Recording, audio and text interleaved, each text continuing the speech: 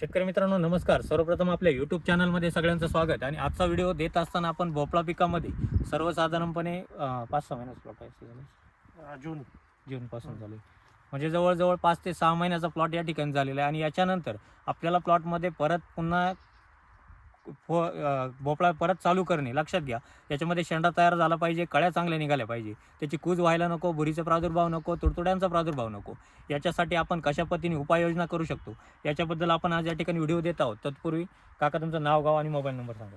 प्रमोद पंडितराव वाघ, राहणार Ranvad, mobile number 9881340846.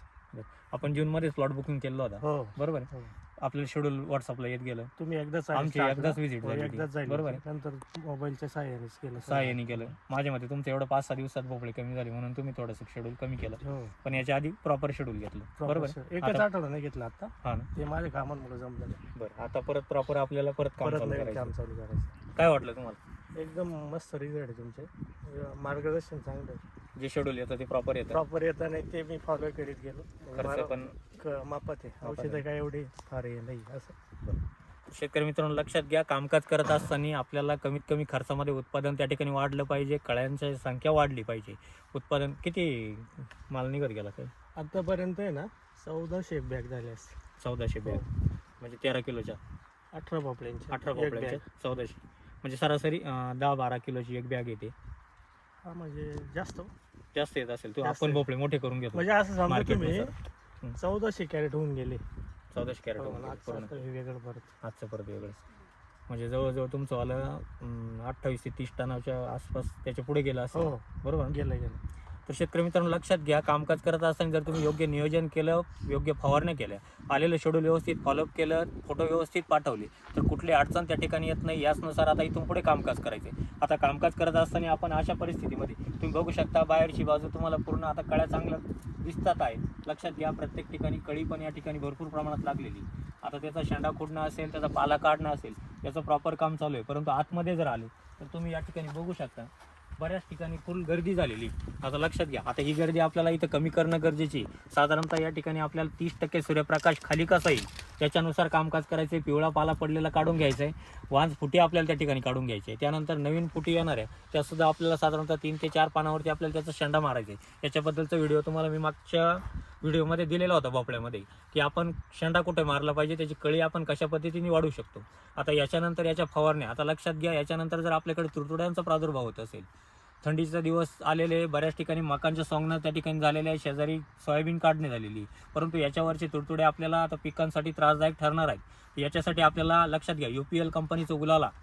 आता इथून पुढे फवारणी घेत असताना तुडतुड्यांसाठी प्रॉपर जर आपल्याला एक फवारणी घेणं गरजेची राहील, त्याच्यामध्ये तुम्हाला उलाला साधारणतः 200 लिटरला 60 ग्रॅम. लक्षात घ्या, याच्यामध्ये तुम्हाला वरद बायोटेकचं एम्पायर प्लस त्या ठिकाणी 400 ml घ्यायचं 200 लिटरसाठी. ही फवारणी आपल्यासाठी तुडतुड्यांसाठी फार फायदेशीर राहील. आपल्याला एकदा तुडतुड्यांचा प्रादुर्भाव कमी करून घ्यायचा आहे. त्यानंतर थ्रिप्ससाठीच्या 2 ते 3 फवारण्या सांगतो.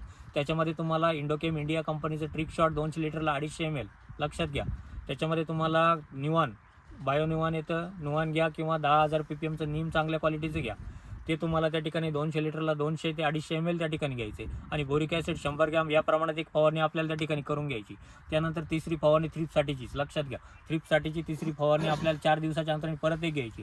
त्याच्यामध्ये तुम्हाला लॅरिऑक्स, ग्रीनलँड कंपनीचं लॅरिऑक्स चांगल्या क्वालिटीचं चांगले रिझल्ट त्या ठिकाणी देऊन जाते. लॅरिऑक्स तुम्हाला 200 लिटरला 250 ml त्या ठिकाणी घ्यायचं आहे. आणि ही फवारणी करत असताना आपल्याला कव्हरेज चांगलं घेणं फार गरजेचं राहील. त्यानंतर नागाळीचा प्रादुर्भाव वाटत असेल, नागाळीचा प्रादुर्भाव टाळण्यासाठी लक्षात घ्या, आबासीन 200 लिटरला 100 ml, त्याच्यामध्ये तुम्हाला इनलिप 200 लिटरला 250 ml. ही एक फवारणी आपल्यासाठी फार महत्त्वाची राहील. त्याच्यामध्ये एम्पायर प्लस तुम्ही आझाडिरेक्टिन 200 लिटरला 400 ml या प्रमाणात एक फवारणी जर घेतली तर नागाळीची कुठलाही प्रादुर्भाव तुमच्याकडे राहणार नाही. या तुमच्या नागाळी आणि थ्रिप्सच्या फवारण्या झाल्या, तुडतुड्यांसाठीच्या फवारण्या झाल्या. परंतु आता भुरी आणि फळकूज त्या ठिकाणी होऊ नये, याच्यासाठी तुम्हाला सुरुवातीला लुना आणि सल्फरची एक फवारणी या स्टेजला असेल तर काढून घेणं गरजेची राहील. त्याच्यामध्ये तुम्हाला लुना 200 लिटरला 100 ml, सल्फर 200 लिटरला 100 ग्रॅम या प्रमाणात चांगलं कव्हरेज घेऊन तुम्हाला फवारणी त्या ठिकाणी करून घ्यायची. त्यानंतर दुसरी फवारणी करत असताना तुम्हाला त्या ठिकाणी लक्षात घ्या, कळ्यात सुरुवात झालेली आहे, तुम्हाला पानांची संख्या त्या ठिकाणी यायला लागलेली. अशा वेळेस तुम्हाला किटाजिन आणि कुमान, किटाजिन तुम्हाला 200 लिटरला 150 ml ते 200 ml या प्रमाणात आपल्याला किटाजिन घ्यायचं आहे. त्याच्यामध्ये कुमानेल 500 ml ही एक फवारणी आपल्यासाठी चांगल्या पद्धतीने, चांगल्या व्यवस्थित कव्हरेज घेऊन त्या ठिकाणी काढून घ्यायची. ह्या 2 फवारण्या जर तुम्ही क्लिअर कट काढल्या तर कुठली अडचण त्या ठिकाणी येणार नाही. त्यानंतर कळी वाढली पाहिजे, त्याच्यासाठी आपल्याला कॅल्शियम मॅग्नेशियमची आपल्याला त्या ठिकाणी पूर्तता करायची. कॅल्शियम लक्षात घ्या, CKS कॅल्शियम 200 लिटरला 500 ml, magnesium sulphate 500 gram, boron 100 gram. ही फवारणी आपल्यासाठी महत्त्वाची राहील. त्याच्यामध्ये तुम्हाला ब्रासमोर घ्यायचे, लक्षात घ्या. ब्रासमोर तुम्ही त्या ठिकाणी वापरू शकता. ते 200 लिटरला 250 ml जर एक फवारणीतून घेतलं, त्याच्यामध्ये रोको 200 लिटरला 250 ग्रॅम घ्या. कळीकूज होणार नाही, कळीची संख्या फास्ट वाढेल, चांगल्या क्वालिटी सेटिंग त्या ठिकाणी होईल. या पद्धतीच्या फवारण्या जर तुम्ही रेग्युलर करून घेतल्या तर कुठली अडचण त्या ठिकाणी येणार नाही. आणि प्रॉपर आलेलं शेड्यूल जर फॉलोअप केलं, प्रत्येक शेतकऱ्यांनी जर फॉलोअप केलं तर कुठली अडचण येत नाही. पाला व्यवस्थित काढून घेणे, प्रत्येक काम टायमिंग करणे, ही गोष्ट लक्षात घ्या. भोपळ्यामध्ये कुठलीही दिरंगाई त्या ठिकाणी चालत नाही. आलेल्या कळ्या आपल्याला व्यवस्थित मोकळ्या करून घेणे, या सर्व गोष्टी जर व्यवस्थित केल्या तर अडचण येत नाही. पांढरी माशी आपल्याला प्रादुर्भाव देऊ शकते, लक्षात घ्या. पांढऱ्या माशीसाठी सुद्धा तुम्हाला एक फवारणी सांगतो. त्याच्यासाठी तुम्हाला सिंजेंटा कंपनीचं पेगासस तुम्हाला 200 लिटरला 100 ग्रॅम त्या ठिकाणी घ्यायची. पेगाससची फवारणी घेत असताना आपल्याला त्याच्यामध्ये लॅरिऑक्स 200 लिटरला 250 ml, पेगासस 100 ग्रॅम ही फवारणी काढून घ्यायची. कुठलीही पांढरी माशी त्या ठिकाणी राहणार नाही. तरी आता कदाचित पांढऱ्या माशीचा प्रादुर्भाव वाढला किंवा वाढत असेल तर आपल्याला टाटा कंपनीचं, लक्षात घ्या, त्या ठिकाणी टाटा कंपनीचं क्लास्टो आपल्याला त्या ठिकाणी एकरी 200 ग्रॅम या प्रमाणात एक फवारणी काढून घ्यायची. ही फवारणी प्रॉपर जर काढली तर कुठलीही अडचण त्या ठिकाणी येत नाही, कुठल्याही रोगाचा प्रादुर्भाव त्या ठिकाणी होत नाही. आता राहिला तुमचा ड्रिपचे ॲप्लिकेशन देत असताना या स्टेजला आल्यानंतर आपल्याला इथून पुढे कसं काम करायचं आहे. याच्यामध्ये तुम्हाला 1 एकरसाठी सर्वसाधारणपणे 25 किलो यारामिला कॉम्प्लेक्स, लक्षात घ्या, 25 किलो यारामिला कॉम्प्लेक्स आपल्याला त्या ठिकाणी देऊन घ्यायचं. त्याच्यामध्ये 5 लिटर टोनर प्लस द्या किंवा नाईस जेल 1 किलो द्या किंवा फ्रूट ड्रिप 2 लिटर द्या. याच्यापैकी आपल्याकडे जे अवेलेबल असेल किंवा जे अवेलेबल होईल त्याचा वापर आपण त्या ठिकाणी करून घ्या, कुठलीही अडचण येणार नाही. त्यानंतर दुसऱ्या डोसमध्ये लक्षात घ्या, त्याच्यामध्ये तुम्हाला सल्फर घ्यायचं. सल्फर एकरी साधारणतः 2 किलो, त्याच्यामध्ये गुळ 1 किलो, लक्षात घ्या. हा डोस आपल्यासाठी, दुसरा डोस फार महत्त्वाचा राहील. हे 2 डोस जर घेतले तर तुम्हाला कुठलीही अडचण त्या ठिकाणी येणार नाही. त्यानंतर आपण मोकळं पाणी म्हणतो आपण त्याला, ते पाणी देत असताना आपल्याला त्याच्यामध्ये तुम्हाला 24-24, लक्षात घ्या, महादनचं 24-24-0 त्या ठिकाणी एकरी 25 किलो, मॅग्नेशियम सल्फेट 25 किलो. हा डोस आपल्यासाठी आतमध्ये फोकून आपण जर पाणी भरलं तर हा सुद्धा डोस आपल्यासाठी महत्त्वाचा ठरेल. हे डोस जर घेतले तर आपल्याला परत पुनरावृत्ती आपल्याला 100% जाणवेल आणि परत आपला भोपळा व्यवस्थित पद्धतीने चालू होईल. परत नियोजन आपल्याला पुढचं करता येईल, पुढचं शेड्यूल येतं आहे, कामकाज व्यवस्थित करत राहायचं. तर शेतकरी मित्रांनो काय करा, आपल्या चॅनलला कोणी नवीन आला असाल तर सबस्क्राईब करून घ्या, लाईक करा, शेअर करायला विसरू नका. प्रत्येक शेतकऱ्यापर्यंत व्हिडिओ पोहोचवा. कोणाच्या अडचणी असतील नक्की बुकिंग क्रमांकावरती संपर्क करा.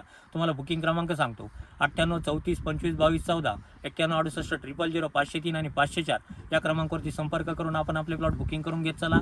तर तुमचं टरबूज असेल, कलिंगड असेल, खरबूज असेल, बरेचसे प्लॉट तुम्हाला बरेचसे व्हिडिओ पण दिलेले, शेतकऱ्यांचे अनुभव त्या ठिकाणी दिलेले.